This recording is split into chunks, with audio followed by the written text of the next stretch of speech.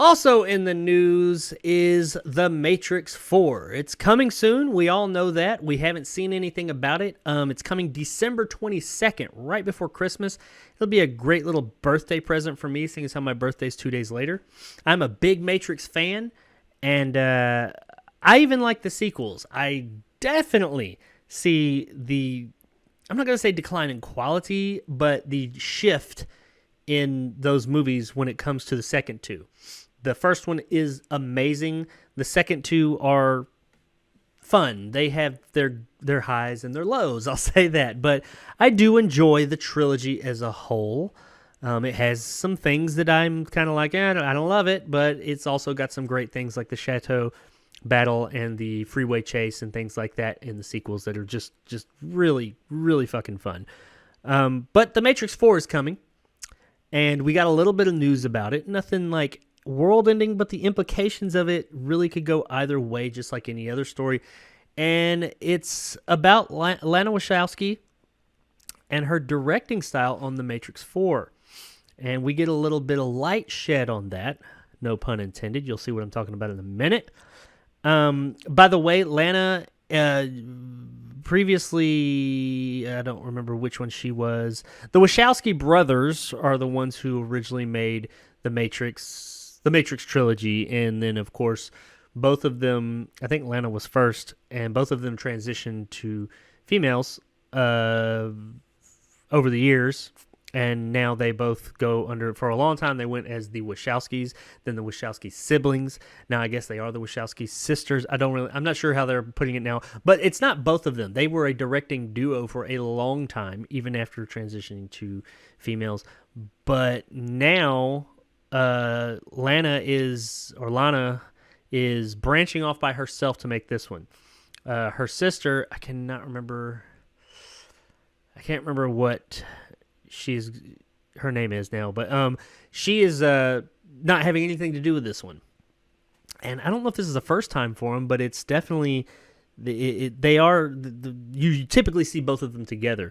So I wonder how the movie is going to be affected by that, because you have two people that their fingerprints are all over the original trilogy and especially the original movie, and now it's only going to be one of them. How's that going to work? We'll see. But one thing is for sure, and is the movie is probably going to have a bit of a different look, and that's because in reading this, it says that it was not 100% storyboarded. And Neil Patrick Harris, who was apparently in it, I didn't know that until reading this, says it was unlike any other Hollywood action tentpole of its kind. In an interview with Variety, the actor detailed Lana Wachowski's unconventional filmmaking approach to major studio production. As Harris explained, it didn't feel large because it felt like she was in her sweet spot, which filming on the fly, filming using natural light. Sometimes you'd sit around for an hour waiting for the clouds to clear, and then you go quickly film.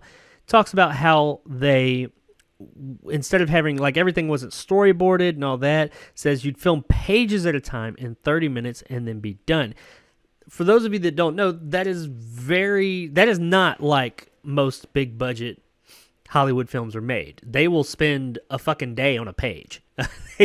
They don't do anything quick. They redo and do and like set up and all that. Here it sounds like they were moving it like a guerrilla style breakneck pace and just making lots and lots of progress. Hopefully that translates to a good thing. I don't know. It could. Says you'd think a giant movie would be 100% storyboarded, animatics, and we'd be checking off shots. I think she lived that before 3 times over with the originals, and I would suspect that she wants to do things her own way now. It seems often that you felt that you were doing something gigantic because she made it feel very intimate. I'm really torn on this. I'm going to get to the second part of the story here in a minute. This right here, I'm so torn on because they're filming at a breakneck pace, which that could be great. Like if they had a lot of rehearsal or if you just have some really solid actors and a solid director. And I've honestly seen, I don't think, like Lana Wachowski on her own, I don't know. I don't know how that's going to be. Is this a situation where both of them together kept each other in check? or was maybe one holding one back, or maybe they just don't need each other. I don't know. But we're going to find out. Like I said, the other thing here, which, I mean, I just don't want the movie to feel rushed and cheap, because that's one thing The Matrix always was, regardless of what you thought of the sequels or even the original. They've always felt very high quality, and I want that out of my Matrix movie. I want these movies to line up. I want the fourth. I want to watch part 1, 2, and 3 and go right into 4 and feel like I'm in the same universe. I don't want it to feel like a totally different movie. And that's what this natural lighting thing does for me. Filming in natural light, some directors can, and directors of photography can film in natural light, and it can look great. Like they can make something like The Revenant. That's one. It looks fantastic. One of the best 4Ks you can get, by the way. 4K Blu-rays. It looks great. It looks wonderful. Some people know how to film in natural lighting. Not everybody does. Also, I'm worried about that because the lighting in the Matrix movies is very deliberate. Those movies, when they're inside the Matrix, which is a great deal of the other movies, I'm assuming this one too, because it's called, The Matrix 4. Or actually, I think I heard that the name of it might be The Matrix Resurrection or Resurrections or Reza something. I don't know. Resurrection is in there somewhere. I hope not. I'm not in love with that. But either way, that's not what this story is about. They all have had a very artificial look, but in a good way. Almost like even their like dirtiest, nastiest scenes they've had always looked like clean. Like they had this really super clean look to them and an artificial look because it was an artificial world. Like that whole green hue and everything looked very deliberate. Nothing looked like everything looked like it was just made just perfect, like too perfect. And natural lighting doesn't typically afford that. I'm just worried, is this movie going to have that look, or is it going to have an all-new look? Is this going to seem like it's part of the same universe? Because if it's not, then why are you calling it The Matrix? Because that's part of the allure of The Matrix. The allure of The Matrix is just, that's part of how it looks. That color, that world they created, that's what people fell in love with. If you're not going to have that, I mean, that's just a central core part of it to me. And I am worried. I mean, that's not to say that you can't take, if someone's very talented, your director, photographer, or photography, or your actual director are really good with natural lighting, you could take it and I guess in post to make it look that way. We're going to find out on December 22nd, or at least when a trailer comes, but I don't know. It just seems, natural lighting is such a wild card. It just makes me wonder, is The Matrix not going to seem as artificial anymore? And that was one of the things. You could always tell where they were just based on how the film looked at the time that you were watching.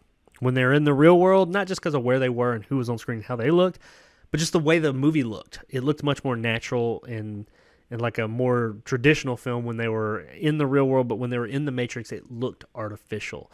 And I hope they retain that, because that was one of the neat things about one of the little details about the movie that I really enjoyed. Now down here, just another quick part of it. It says the Matrix 4 production, they were on pause. Okay. So it says the Matrix 4 production was on pause because of the pandemic. Stunt coordinator Chad Stahelski revealed Wachowski was also breaking from typical Hollywood productions by directing all the action scenes herself and not relying on a second unit directing team. Okay, when it comes to these big action movies like this, it's almost like when it comes to like the big action scenes, not that the director's not having any part in it, but the stunt coordinator or a second unit that is very like action savvy or stunt, like full of stunt people, they usually take a little bit more of a lead on it. And it seems like Wachowski is actually taking the lead and directing all the action scenes. I don't know how involved they were with the action scenes in the original movies. I know they were heavily choreographed, of course, by like Lu Wing Ping, I think was his name. And he was definitely there and choreographing it. But how involved were they with the original? Maybe this isn't too far out there. I mean, the action in those originals is iconic, but that's one of those things that it's really like, oh, this is either going to be just amazing and great, or it's going to be a fail. Because one of the cool things about the Matrix is it took that kung fu kind of fighting. It is a heightened reality, like with the punches that stop and all that, very, very Hong Kong. But it's just really cool. They made it so cool and made it so hard-hitting and exciting. I'm just wondering, is she capable of that? I hate to say that, but that is what it is. Is Wachowski capable of having that same impact as the originals did if she's taking on so much more in these directing the action shots? Who knows? I mean, directing shots is directing shots. That doesn't mean the stunt coordinator's not there. They're still there. They're still giving their piece, saying, hey, do this, do that. But I think this is great if she's up to snuff on it. Hopefully, if she's not, someone has, by this point, been like, hey, I really appreciate what you're trying to do here, but maybe let somebody else try it out. I doubt they're going to, I'd say I doubt. I hope they're not going to let the Matrix sequel that's been, by the time it comes out, 20 years in the making, almost, just fail. Because if the action doesn't work in a Matrix movie, then the movie doesn't work. And that is what it is. But as it says here, just about, not everybody, but a whole bunch of people are returning for the sequel as well. Carrie-Anne Moss, Keanu Reeves, Jada Pinkett Smith even. But, of course, we're not getting Lawrence Fishburne and Agent Smith, Hugo Weaving. He's not returning as well.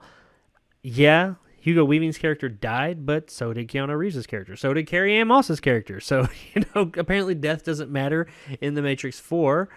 So, I don't know. I'm wondering why Lawrence Fishburne isn't coming back. I find it hard to believe that he wouldn't be interested in coming back when all these his other castmates are coming back. Was he not invited back? I don't know. Maybe he is, and they're just keeping it under wraps, so it'll be like a big surprise. Who knows? But Matrix 4, either way, either it's going to it potentially could look a lot different, or it could potentially look extremely unique and look great and have some interesting action. We're going to find out. I'm still excited about The Matrix 4. I'm a Matrix fan. I hope that they don't ruin it, but I will say this much. If this movie comes out and it's not good, you've lost me, Matrix. So hopefully they do a good job, and I am, after December 22nd, looking forward to The Matrix 5. We'll see. Thanks for checking out this clip from the JarCast Movie Podcast. If you like this and want more, then check out the JarCast live stream every Tuesday night at 9 p.m. Central Time on the Jacob Anders Review YouTube channel, where you can also find movie reviews every Monday, Wednesday, Friday, and Sunday. You can also listen to the entire podcast on all major podcasting platforms such as Spotify, Google, and iTunes. So if you prefer audio, whichever one is your preferred, check it out there. Once again, I really appreciate it, and thanks for watching. And as always, stay sexy, YouTube.